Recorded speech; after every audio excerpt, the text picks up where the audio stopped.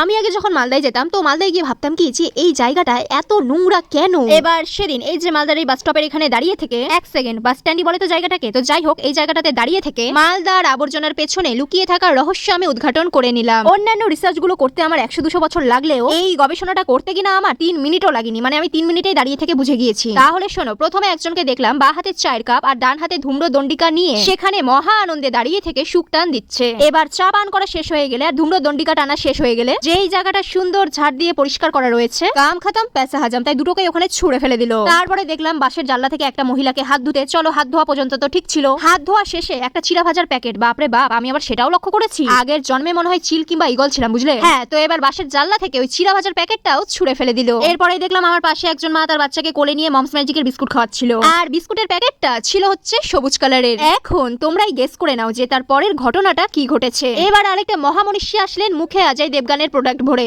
আর তোমার ওই যে হলুদ কালো বেড়া, এই মা বেড়া বলে কি ওটাকে, তো যাই হোক লোহার ওটা দেওয়া আছে না, তো ওনার মনে হয় ব্যারিকেডের হলুদ কালারটা পছন্দ হয়নি, বুঝলে। তাই তিনি সরকারের সাহায্য না নিয়ে একবারে নিজ দায়িত্বে মুখ থেকে পিচ ফেলে ফেলে সেই ব্যারিকেডের গোড়াটা লাল রঙে রঙিয়ে দিয়েছিলেন। ইস, কত সমাজসেবক রে। এখন একটা কথা কি বলতো, আমাদেরকে যদি বলা হয় কিনা যে 10 পা এগিয়ে গিয়ে ডাস্টবিনের ভিতরে নোংরাটা ফেলো, তাহলে সেই নোংরাটা যদি প্লাস্টিকও হয় কিনা আমরা 10 পা হাঁটার ভয়ে সেই ময়লাটা চিবিয়ে খেয়ে হজমও করে নিব। আমার কাছে কথা, জিনিসগুলো পরিষ্কার জায়গাতে না ফেলে রাস্তার আনাচে কানাচে অনেক জায়গায় দেখবে যে ময়লা জমা থাকে, তো সেখানেই না হয় ফেলু। আসল কথাটা কি বলতো, কোনো জায়গায় কিন্তু নোংরা না, নোংরা হচ্ছে আমরা, এবং তার থেকেও বড় নোংরা হচ্ছে তাদের মন, যারা আমার এই ভিডিওটা এখন এত দূর পর্যন্ত দেখে লাইক করবে না, কমেন্ট করবে না, কিচ্ছু করবে না। তো বৎসরা, দেরি কিসের, এসো তোমরা পরিবেশ পরিষ্কারের উদ্যোগটা আজ আমার ভিডিওতে লাইক বাটনে স্পর্শ করার দ্বারাই নিয়ে নাও। ইসকো कहते हैं মাথার পেছন দিয়ে হাত ঘুরাই দিয়ে নাক ধরা।